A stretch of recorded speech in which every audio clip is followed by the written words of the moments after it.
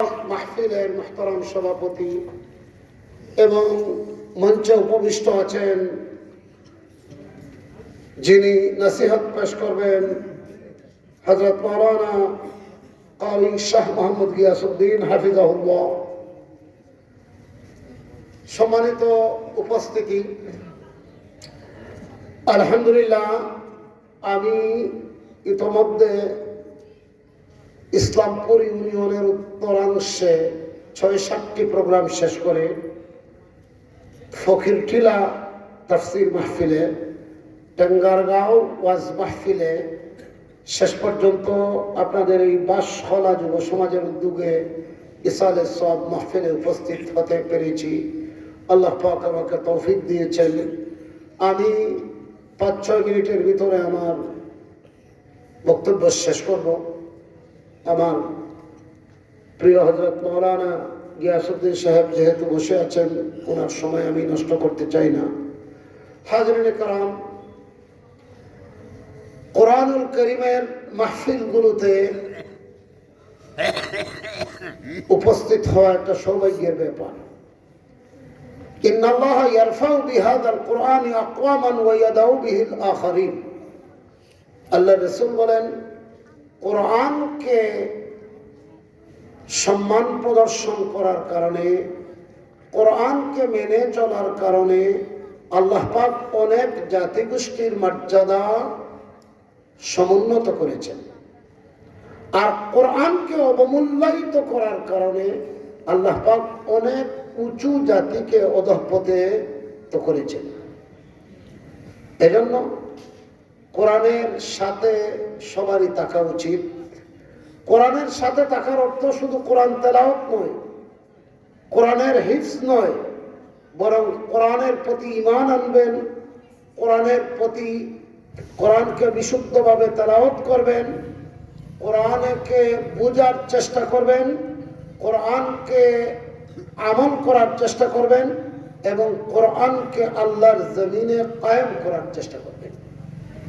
এই 5টি দ্বারায় যদি কোরআনের হক আদায় না করেন, তাহলে ময়দানে মাহশরে কোরআনের বাহক দ্বারক মুহাম্মদুর রাসূলুল্লাহ সাল্লাল্লাহু আলাইহি সাল্লাম আল্লাহ পাকের আদালতে আমাদের বিরুদ্ধে মামলা দায়ের করবেন।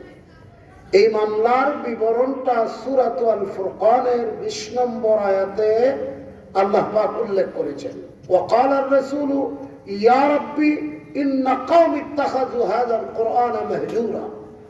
আল্লাহ আদালতে মুহাম্মদুর রাসূলুল্লাহ সাল্লাল্লাহু আলাইহি সাল্লাম মামলা দায়ের করবেন, হে আল্লাহ, আমার কওম কোরআনকে পরিত্যাগ করেছিল। কিভাবে কোরআন পরিত্যাগ করেছিল তার ব্যাখ্যা দিয়েছেন রাইসুল মুফাসসিরিন আল্লামা ইমাদউদ্দিন ইবনে কাসির রাহমাতুল্লাহি আলাইহি। ইন্নাহুম তারাকুল কুরআন ঈমানান ওয়া তিলাওয়াতান ওয়া ফাহমান ওয়া আমালান ওয়া তাতবীকান। কিভাবে তারা কোরআন পরিত্যাগ করেছিল এর ব্যাখ্যা হলো, কেউ কেউ কোরআনের প্রতি ঈমান এনেনি। আলহামদুলিল্লাহ, আমরা এখানে যারা আছি সবাই ঈমান এনেছি, অতএব আমরা মামলার এই ধারা থেকে বেঁচে যাব। 2 নম্বর হচ্ছে তিলাওয়াতান, তারা কোরআনকে তেলাওয়াত করেনি। আলহামদুলিল্লাহ, মামলার এই ধারা থেকে আমরাও বেঁচে যাব, কারণ আমরা সবাই কোরআন তেলাওয়াত করতে পারি। কেউ হিফজ করেছি, কেউ কারিয়ানা, কেউ পুরো তেলাওয়াত করি, আর কেউ নাই পারি অন্তত সূরা ফাতিহা এবং নামাজ পড়ার জন্য উপযুক্ত যে সমস্ত সূরাগুলো, এই সূরাগুলো তো আমরা তো তেলাওয়াত করতে পারি। বিদায় 2 নম্বর ধারার আসামি হওয়া থেকে আমরা বেঁচে গেলাম। 3 নম্বর হচ্ছে ফাহমান, কোরআনকে বুঝতে হবে। দুর্ভাগ্যবশত কোরআনকে আমরা অনেকে বুঝি না। এই 3 নম্বর দ্বারাই কিন্তু আমরা আটকে যাব। 3 নম্বর দ্বারা হচ্ছে কোরআন বুঝা।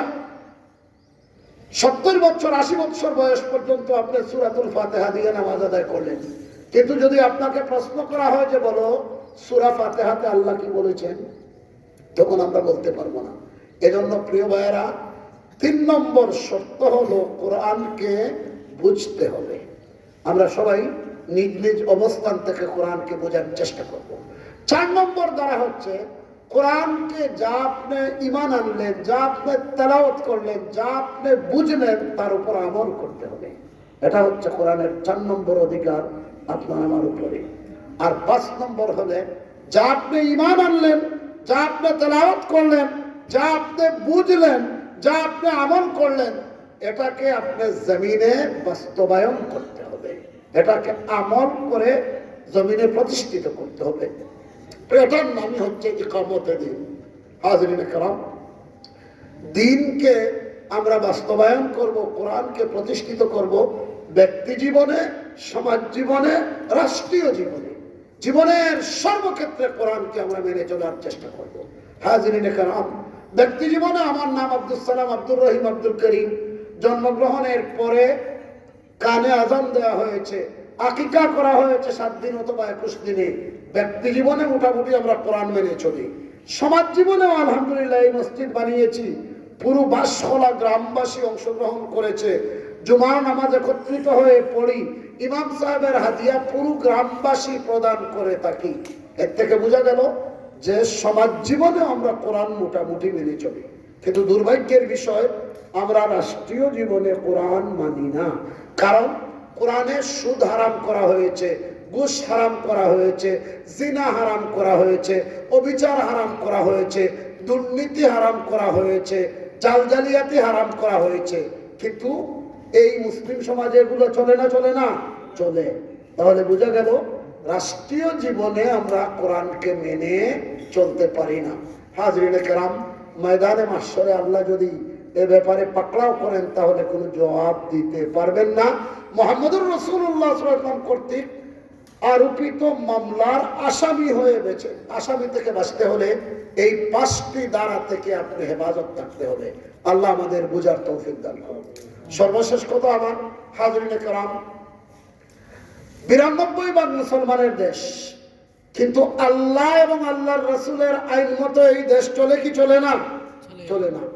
উত্তর কি? চলে না। অথচ আল্লাহ বলেছেন, আলা লাহুল খালকু ওয়া লাহুল আমর, যিনি সৃষ্টি করেছেন হুকুম চলবে তার। আগামীতে একটি সুযোগ এসেছে আল্লাহর জমিনে আল্লাহর আইন এবং সত্যকে শাসন কায়েম করার জন্য। বিগত 55 বছর আমরা ব্যর্থ হয়েছি, অমুক মতবাদ তমুক মতবাদ প্রতিষ্ঠা করার চেষ্টা করেছি, কিন্তু কোনো কিছুই আমাদেরকে সফলতা দিতে পারেনি। আগামীতে এই সুযোগ যদি আমরা কাজে না লাগাই তাহলে আল্লাহর কাছে পাকড়াও হবেন। জেনে রাখুন, ভাগ্য পরিবর্তন করতে হলে আপনাকে চেষ্টা করতে হবে। আল্লাহ বলেছেন, ইন্নাল্লাহ লা ইউগাইয়িরু মা বিকাওমিন হাত্তা ইউগাইয়িরু মা বিআনফুসিহিম। আল্লাহ কোন জাতির ভাগ্য পরিবর্তন করবেন না যতক্ষণ পর্যন্ত না সে জাতি নিজে নিজেদের ভাগ্যের পরিবর্তন করেছে। হাজিরিনে কেরাম, আপনারা, আমি আপনাদের এক ভাই আব্দুল সালাম মাদানী, দীর্ঘ 28 বছর গোবিন্দগঞ্জ আলিয়া মাদ্রাসার প্রিন্সিপালের দায়িত্ব পালন করে রিটায়ার্ড করেছি। আপনাদের খেদমত করতে চাই, কোন নেতা নয়, সেবক হতে চাই। আল্লাহর রাসূল বলেছেন, খায়রুন নাস মান ইয়ানফাউন নাস, মানুষের মধ্যে সবচেয়ে উত্তম মানুষ যেন মানুষের সেবা করে। আপনারা আমাকে, আমার জন্য দোয়া করবেন যাতে জীবনের সর্বক্ষেত্রে নিজেকে একজন খাঁটি মুমিন এবং মানুষের সেবা করার মাধ্যমে আল্লাহ পাকের ভালোবাসা অর্জন করতে পারি। আপনারা ভালো থাকুন, আমার জন্য দোয়া করবেন, আমিও আপনাদের জন্য দোয়া করব। ওয়া আখিরু দাওয়ানা আনিল হামদুলিল্লাহি রাব্বিল আলামিন। আপনাদের সময়, বিশেষ করে আমার ভাইয়ের সময় নষ্ট করার জন্য আমি দুঃখ প্রকাশ করছি। আসসালামু আলাইকুম ওয়া রাহমাতুল্লাহ।